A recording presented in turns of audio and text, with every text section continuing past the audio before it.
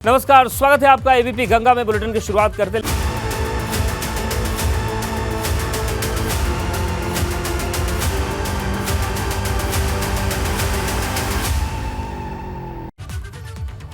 दोपहर के 3 बज गए हैं। वक्त उत्तर भाग प्रदेश का है। उत्तर भाग प्रदेश में आज बात करेंगे निकाय चुनाव के बाद 2024 में होने वाले लोकसभा चुनाव की, जिसकी तैयारियों में सभी पार्टियों ने जोर शोर से अपनी जोर आजमाइश शुरू कर दी है। एक और भाजपा ने 2024 के लिए मेगा प्लान तैयार किया, जिसके बलबूते देश में बेहतर प्रदर्शन और यूपी की सभी 80 सीटें जीतने का दावा है। देश भर में पीएम मोदी की 51 से ज्यादा रैलियां आयोजित होंगी, जिसमें 3 यूपी में और 1 उत्तराखंड में होगी। भाजपा को उम्मीद है कि 2024 में देश में एक बार फिर कमल की सरकार बनेगी। तो दूसरी तरफ विपक्षी खेमे में टेंशन है। निकाय चुनाव में मिली हार और 2024 में कैसे होगा बेड़ा पार, इसको लेकर सपा, बसपा और कांग्रेस में मंथन का दौर जारी है।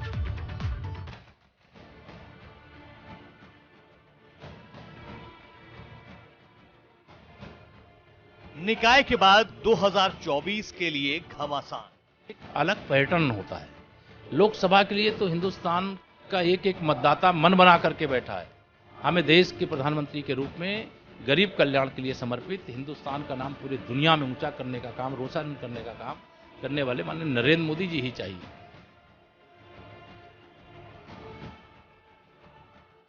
बड़ी जीत के बाद कमल का मेगा प्लान। हमारी सरकार ने मोदी जी के नेतृत्व में पिछले 9 वर्षों में जो कालखंड में हमने जनता से जुड़े विषयों पर काम किया, सब कामों की चर्चा जनता के बीच में करते हैं।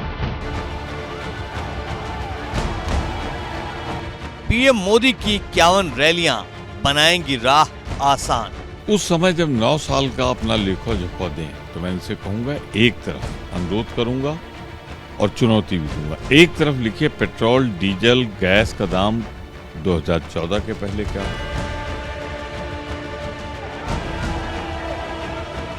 विपक्ष में मंथन से बन जाएंगे बिगड़े काम। विपक्ष के लिए मैं बार बार कहता था, जिस दिन 1:1 यानी एक भाजपा का और विपक्ष का एक उम्मीदवार हो जाए, उसके आसार नजर आने लगे। 24 के लिए भाजपा का चक्रवर्ती प्लान।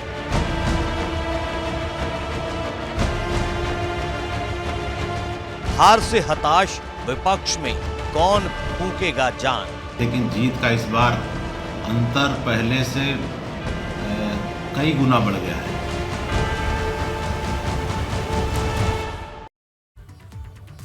और वहीं सपा अध्यक्ष अखिलेश यादव आज इटावा के जसवंत नगर के फतेहपुरा गांव पहुंचे। यहां पर उन्होंने वरिष्ठ नेता स्वर्गीय महावीर सिंह यादव को श्रद्धांजलि दी। साथ ही निकाय चुनाव में मिली हार के बाद 2024 में जीत का संदेश दिया और भाजपा पर तीखा हमला किया। 9 वर्ष में 9 महीने में ये वो संख्या है जिससे कुछ बदलाव दिखता है। 9 महीने एक नया जीवन मिल जाता है। ये 9 वर्ष की उपलब्धि बता रहे हैं। इनसे बताओ कि जो बुनियादी सवाल थे वो वही के वही हैं कि नहीं है। महंगाई चरम सीमा पर है क्या, बेरोजगारी चरम सीमा पर नहीं है, और फिर अधिकारियों का कितना पॉलिटिसाइज करोगे आप। जो पार्टी अपने आप को ये कहती थी कि हम अधिकारियों को पॉलिटिसाइज नहीं करते हैं, अधिकारी बड़ी संख्या में भारतीय जनता पार्टी के कार्यकर्ता बनकर के काम कर रहे हैं। तो इन चीज़ों को सोचना पड़ेगा। राजनीति करने वाले लोग और जो दल हैं पॉलिटिकल, वो जानते हैं कि आने वाले समय में किसके साथ रहने से और किसको हराने से देश का लोकतंत्र बचेगा। तो 2024 के लिए भाजपा का चक्रवर्ती प्लान क्या है वो समझाते हैं, क्योंकि भाजपा ने निकाय जीतते ही लोकसभा की तैयारी शुरू कर दी है। निकाय में जीत के बाद लोकसभा चुनाव पर भाजपा की नजर है। पीएम मोदी के 9 साल पूरा होने पर देश भर में कार्यक्रम चलेगा और 1 महीने तक कार्यक्रम होगा। 30 मई से लेकर 30 जून तक देशव्यापी कार्यक्रम होगा। ये 15 जून तक मोदी सरकार की उपलब्धियां गिनाई जाएंगी। यूपी भाजपा पीएम मोदी देश भर में 51 से ज्यादा रैली करेंगे। यूपी में 3 रैलियां हो सकती, उत्तराखंड में 1 पीएम की रैली होने जा रही है। भाजपा अध्यक्ष जेपी नड्डा, केंद्रीय मंत्री शामिल होंगे। भाजपा शासित राज्यों के सीएम, पार्टी के वरिष्ठ नेता भी इन कार्यक्रमों में, रैलियों में मौजूद रहेंगे। उनकी रैलियां भी होंगी। एक और भाजपा 2024 की रणनीति में जुटी है, तो दूसरी तरफ विपक्ष में निकाय चुनाव में हार और 2024 चुनाव को लेकर मंथन का दौर जारी है। आज अखिलेश यादव की पार्टी मुख्यालय पर बैठक हुई। सपा नेताओं से अखिलेश यादव ने मुलाकात की, निकाय चुनाव में मिली हार पर मंथन किया, 2024 लोकसभा चुनाव को लेकर चर्चा की। 2024 में बेहतर प्रदर्शन की रणनीति पर चर्चा हुई। निकाय चुनाव में मिली हार के बाद एक्शन में है मायावती भी। 18 मई को मायावती इस पार्टी कार्यालय पर समीक्षा करेंगी। सभी कोऑर्डिनेटर जिला अध्यक्षों को बुलाया गया है। 2017 के मुकाबले 2023 में बसपा की सीटें वोट फीसदी में काफी कमी आई है। कांग्रेस भी निकाय में हार पर मंथन करेगी। और चलिए अब सीधे मेहमानों का रुख कर लेते हैं और हमारे साथ अवनीश त्यागी जुड़ गए हैं, प्रवक्ता भाजपा, दीपक रंजन जी प्रवक्ता सपा, ओंकार सिंह जी प्रवक्ता कांग्रेस। आप तीनों का बहुत स्वागत है। सबसे पहले ओंकार सिंह जी आपके पास आ रहे हैं। जब निकाय चुनाव की प्रक्रिया पूरी शुरू हुई थी तो कांग्रेस वो पहली पार्टी थी जिसने सबसे पहले अपनी लिस्ट जारी की थी। तैयारियां आपकी बहुत आगे थी, सबसे तेज थी, लेकिन चूक कहां रह गई? परिणाम जब आए तो उसमें बहुत ज्यादा चुनौतियां दिख रही। हाँ, परिणाम तो आशा के बिल्कुल अनुकूल नहीं आए हैं, इसमें कोई दो राय नहीं है जी। और इस पर पार्टी मंथन करेगी, विचार करेगी कि क्या कारण है, किन कारणों से हम पीछे हटे, और इसमें कोई दो राय नहीं है।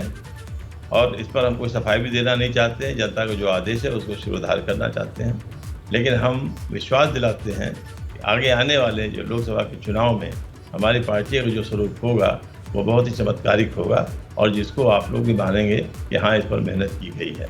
उत्तर प्रदेश पर इस समय ध्यान नहीं दिया गया था, लेकिन अब उत्तर प्रदेश पर पूरी तरह से केंद्रीय नेतृत्व और प्रदेश के नेतृत्व दोनों ही ध्यान देंगे और हम धुआंधार प्रचार करेंगे उत्तर प्रदेश में और लोगों को सरकार की असफलताओं को गिनाएंगे। जो सरकार लेकिन ओंकार जी, यूपी विधानसभा के समय भी तो जबरदस्त ध्यान दिया था आप लोगों ने। प्रियंका गांधी यहीं पर कैंप करती थी। अभी ठीक से एक ही साल गुजरा है यूपी विधानसभा को, तो कहाँ चूक रह गई थी? बिल्कुल ठीक कह रहे हैं आप, इसमें कोई दो राय नहीं है।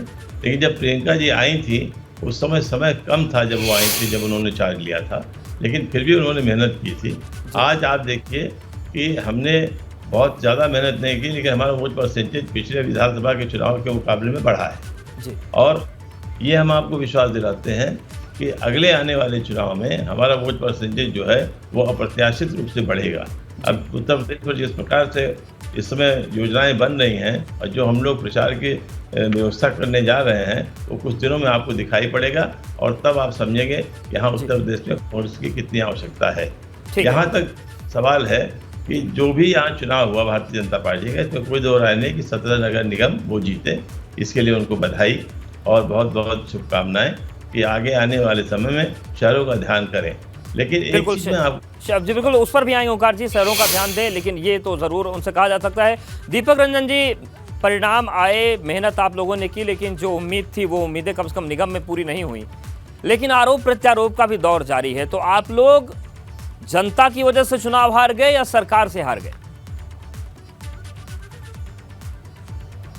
देखिए, जनता जनार्दन का जो भी जनादेश रहा है हम उसको सहज से स्वीकार करते हैं, हम उसका स्वागत करते हैं और साथ ही साथ जितने भी प्रत्याशी जिस भी दल के जीते हैं हम उनको बधाई देते हैं, उनको शुभकामनाएं देते हैं और उनसे उम्मीद करते हैं कि जनता के द्वारा चुने गए हैं वो जनता की उम्मीदों पे खरे उतरेंगे और जो भारतीय जनता पार्टी की सरकार उत्तर प्रदेश में चल रही है वो बिना भेदभाव के लोगों की मदद करेगी, वार्ड के मेंबर्स की मदद करेगी, महापौर को फंड एलोकेट करने का काम करेगी, जिससे वो अपने क्षेत्र में जो है ज़्यादा से ज़्यादा विकास कर सकें। लेकिन आपके चैनल के माध्यम से और कई ऐसे चैनल के माध्यम से, कई ऐसे सोर्सेज से जिस तरीके से हम लोगों ने देखा कि एक दल तो जरूर जीत गया लेकिन साथ ही साथ लोकतंत्र पूरी तरीके से हार गया। किस तरीके से लोकतंत्र की हत्या करके आज भारतीय जनता पार्टी ने अपनी सरकारी मशीनरियों को लगा करके जो प्रत्याशी चुनाव जीत रहे थे उनको उन्होंने रोकने का काम किया कि आप बैठो, अभी आपको जीत का सर्टिफिकेट मिलेगा, लेकिन जीत का सर्टिफिकेट उनको ना दे करके दूसरे प्रत्याशी को जीत का सर्टिफिकेट दे दिया गया। लोग वहाँ पर समाजवादी पार्टी के लोग रिकाउंटिंग की बात करते रहे, लेकिन भारतीय जनता पार्टी के अधिकारी इन लोगों ने एक ना सुनी। इन्हें ऊपर से या तो फरमान जारी होगा कि नहीं तुम्हें सीट जिता करके हमें देनी है। किस तरीके से मैनपुरी का अगर आप संज्ञान लें, मैनपुरी में किस तरीके से रात भर काउंटिंग चली, उन्होंने उसको हमारे समाजवादी पार्टी के प्रत्याशी को उन्होंने वहाँ पे बिठाल करके रखा और जब समय आया तो उन्होंने जीत का सर्टिफिकेट किसी और को दे दिया। तो इस तरीके से हम तो समझते हैं कि निष्पक्ष तरीके से चुनाव नहीं हुआ। समाजवादी पार्टी का सीधा आरोप है कि निष्पक्ष चुनाव नहीं हुआ है, कई जगह पर उनके जीते हुए प्रत्याशियों को आपके प्रशासन ने हरवा दिया। देखिए अवधेश जी, ये समाजवादी पार्टी की हताशा हुई क्योंकि जनता उन्हें लगातार नकारे। 2012 के बाद जिस तरह से हार का सिलसिला समाजवादी पार्टी को झेलना पड़ रहा है और वो इसलिए झेलना पड़ रहा है कि वो जनता से दूर है, वास्तविकता से दूर है, जनता की समस्याओं से दूर है। वो तो दूर जाने के कारण होते हैं, वो केवल चमत्कार की उम्मीद में बैठे हैं। जबकि भारतीय जनता पार्टी का कार्यकर्ता, भारतीय जनता पार्टी के नेता जनता के दरवाजे जाकर नमस्कार कर रहे हैं। वो चमत्कार की उम्मीद नहीं करते, वो घर घर संवाद कर रहे हैं, संपर्क कर रहे हैं, उनके मन की सुन रहे हैं, उनके मन की पूर्ति कर रहे हैं। इसलिए भारतीय जनता पार्टी लगातार जीत की ओर बढ़ रही है। और जो 2012 से लेकर 17 तक का समाजवादी पार्टी का शासन था और जो तांडव का राज था, वो जो राज था, उसको जनता आज तक भुला नहीं पाई है। इसलिए जनता समाजवादी पार्टी को दिल्ली में भी दूर रखना चाहती है, लखनऊ में भी दूर रखना चाहती है और स्थानीय निकाय में भी दूर रखना चाहती है। और जहां तक मेरे समाजवादी पार्टी के साथी जो कह रहे हैं कि इस तरह का दुरुपयोग हुआ है सत्ता का, ये बिल्कुल निराधार है। कभी ये हार का ठीकरा प्रशासन पर पहुंचते हैं, कभी ईवीएम को फोड़ते हैं। इस चुनाव में ईवीएम भी चली है, बैलेट भी चला है, दोनों चलने पे दोनों में हार मिली है। तो इसलिए समाजवादी पार्टी के नेता समाजवादी पार्टी बनता करें, क्योंकि विरासत से पाई सियासत से चल सकती है। ये जनता के पास जाना ही पड़ता है, जनता के दरवाजे जाना ही पड़ता है, जनता के मन की सुननी पड़ती है, जनता का भरोसा जीतना पड़ता है, तब जनता उनको आशीर्वाद देती है। और वो भारतीय जनता पार्टी की डबल इंजन सरकार कर रही है और अब ट्रिपल इंजन बन गया है।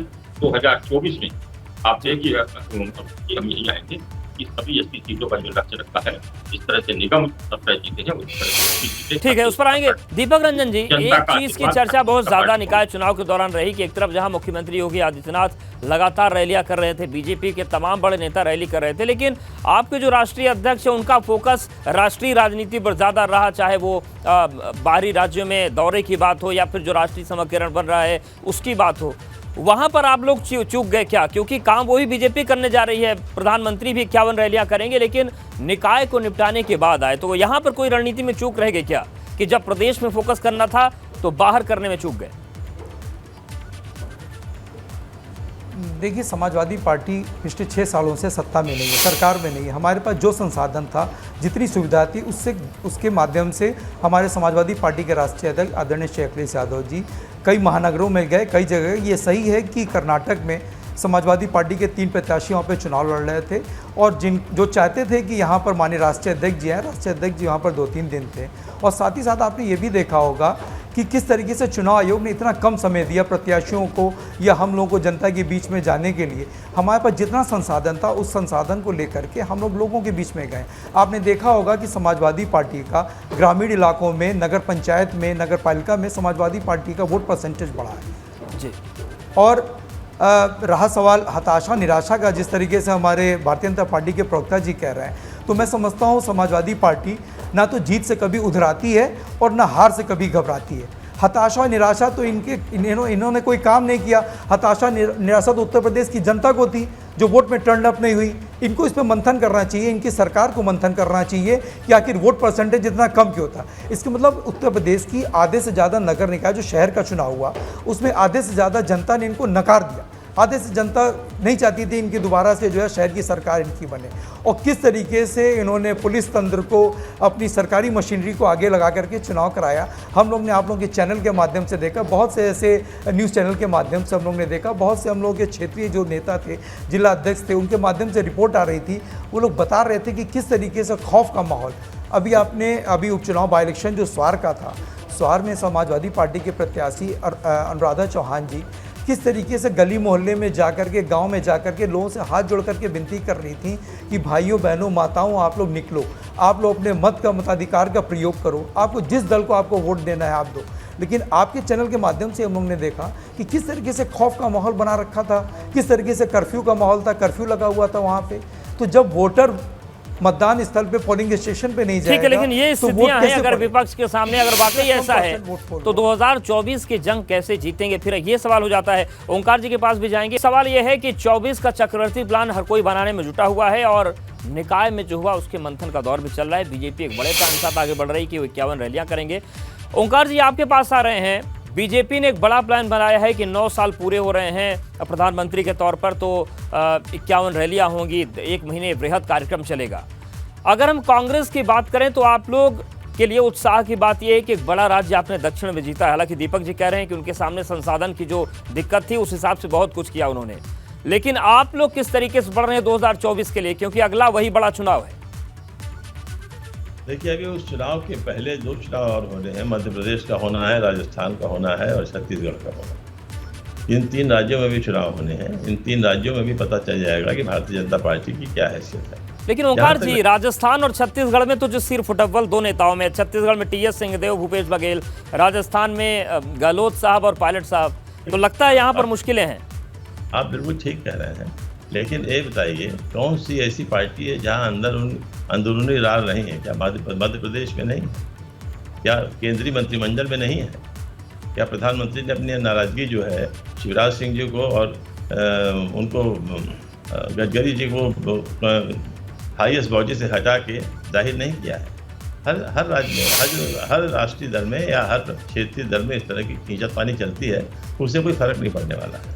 क्योंकि जब चुनाव होता है तो सारे लोग उस दल के एक हो जाते हैं और फिर वो चुनाव में जुट जाते हैं, लड़ाई वो बात की हो जाती है। जहाँ तक रह गया 9 वर्ष 9 महीने का इनका जो कार्यकाल है, वो जो 9 वर्ष कार्यकाल है उसकी कमियों को ही तो हम गिनाएंगे। इन्होंने स्मार्ट सिटी बनाने का वादा किया था। एक भी उत्तर प्रदेश में ऐसा शहर बताइए जो कंफर्टेबल सिटी हो, जहाँ पे ट्रैफिक की समस्या ना हो, जहाँ पे पानी की समस्या ना हो, जहाँ सीवरेज की समस्या ना हो, जहाँ सड़क की समस्या ना हो, जहाँ एजुकेशन की प्रॉब्लम ना हो। कोई एक शहर बता दीजिए उत्तर प्रदेश में जहाँ पर ये कंफर्टेबल सिटी कह सकते हो कि ये है। बनारस को इन्होंने बहुत सुंदर बनाने का प्रयास किया अपने हिसाब से, लेकिन गोदौलिया पहुंचने के लिए कि कोई कार से चला जाए तो आप वो बताइए, आप गोदौलिया कार से, लहुरागुड़ी से गोदौलिया कार से नहीं जा सकते हैं। आप मैदागिन से जो है विश्वनाथ मंदिर कार से नहीं जा सकते हैं, आपको पैदल जाना पड़ता है। तो कौन सा ऐसा उन्होंने व्यवहार बना दिया जो उसके कर सकते हैं? बिल्कुल, देखिए विकास में क्या विकास कर दिया इन्होंने जी। जो अवनीश जी, देखिए ये सवाल तो उठेगा जब 9 साल की बात आप लोग करेंगे तो ये सवाल उठेगा कि कहाँ है स्मार्ट सिटी, क्योंकि स्मार्ट सिटी तो बहुत बड़ा वादा था और 100 स्मार्ट शहरों की बात हुई थी। देखिए अवधेश जी, मेरे जो कांग्रेस के साथी ओंकार कह रहे हैं, कहाँ है स्मार्ट सिटी? स्मार्ट सिटी बनाने के लिए कोशिशें, जो गंभीर प्रयास, तो जनता की मोहर लगी और लोकतंत्र में जनता की अदालत में जो मोहर लगती है वही सच मानी जाती है, वही वास्तविकता है। जनता भारतीय जनता पार्टी के प्रयासों, भारतीय जनता पार्टी की डबल इंजन की सरकार के कामों से संतुष्ट है। इसलिए 17 के 17 नगर निगम जो हमारे उत्तर प्रदेश के नगर निगम है में जनता ने मोहर लगाई है, भारतीय जनता पार्टी के काम पे मोहर लगाई है। भारतीय जनता पार्टी ने भरोसा जताया, कोई दूसरी पार्टी उसके सामने नहीं टिक पाई है। नहीं तो आप 9 साल में क्या बताएंगे अवनीश जी, क्योंकि सवाल तो बेबाक पूछेगा। मैं बताऊं ना, जवाब हम भी दे रहे हैं, हमने काम किया है, लगातार प्रयास किए और वो प्रयास जनता को समझ में आए। हमें जनता को समझाने हैं, जनता समझ रही है, जनता वोट दे रही है। जनता ने 17 नगर निगम में जिस तरह से निकाय चुनाव में वोट दी है, वो अपने आप में मोहर है, वो जनता की स्वीकृति है। जब जनता स्वीकार रही है कि हमारा कामकाज ठीक है, जब हम बढ़ने की दिशा में जा रहे हैं। ठीक है, दीपक रंजन जी कह रहे हैं 17 निगम जनता ने जिताया, इसका मतलब जनता की मोहर भी और जनता हमारी बात समझ रही है। सपा कहाँ है 2024 के इलेक्शन में? हमने जीता है, कोई दिक्कत नहीं देखिए है। देखिए अवधेश जी, भारतीय जनता पार्टी की उल्टी गिनती शुरू हो चुकी है। भारतीय जनता पार्टी की उल्टी गिनती शुरू हो चुकी है और नगर निकाय के चुनाव को आप 2024 के लोकसभा के चुनाव से कंपेयर नहीं कर सकते। 2014 में जिन्होंने वादे किए थे, 9 साल इनको होने को आ रहे हैं। 9 साल में इन्होंने कौन से वादे पूरे किए, जनता सब समझ रही है। और झूठ की हांडी बार बार नहीं चल सकती। झूठ परोस करके कितनी बार ये राज कर पाएंगे? 2 बार इन्होंने राज कर लिया हिंदुस्तान की जनता पर, लेकिन हिंदुस्तान को इन्होंने सिर्फ ठगा और छलने का काम किया। बिल्कुल, दीपक जी डबल इंजन झूठ को एक्सपोज करके तो विपक्ष सत्ता में आता है, सरकार को पलटता है। तो आप लोग कहाँ मुंह की खा गए? ये बार डबल इंजन की बात कर रहे हैं। इनकी दोनों डबल इंजन कामयाब हुआ है, जनता के दिल में बस गया है। भाई साहब सुन लीजिए, जनता पार्टी को पसंद कर दिया। अनीश जी सुनने की भी क्षमता रखिए। सुन लीजिए, अभी 9 साल आपके पूरे हो रहे हैं, आपके 9 साल पूरे हो रहे हैं। आप सुन लो पहले, उसके बाद आप बताना। आप सुन लीजिए, आपके पास कुछ बताने के लिए है ही नहीं। 2 करोड़ नौकरी झूठ, बेरोजगारी झूठ, बेरोजगारी खत्म होगी झूठ, महंगाई कम होगी झूठ, दाऊद के सर लेकर के आएंगे आप झूठ के अलावा आपने दिया क्या हिंदुस्तान की जनता को? और 2024 में जनता आपको हटाने जा रही है। और हिंदुस्तान ठीक है, सभी के अपने दावे और वादे हैं, सभी की अपनी रणनीतियां हैं। हर दल तैयारी कर रहा है कि 2024 में बुलंद सत्ता के साथ वो आए। अब जनता को तय करना है। आप तीनों का बहुत धन्यवाद हमारे साथ जुड़ने के लिए, बातचीत करने के लिए, वक्त निकालने के लिए। तो निकाय का परिणाम सामने आ गया, लेकिन 24 का चक्रवर्ती प्लान बन रहा है। अब देखने वाली बात होगी किसका मुद्दा हवा में उछलता है और किसके मुद्दे हवा होते हैं। उत्तर मध्य प्रदेश में चला जाता है।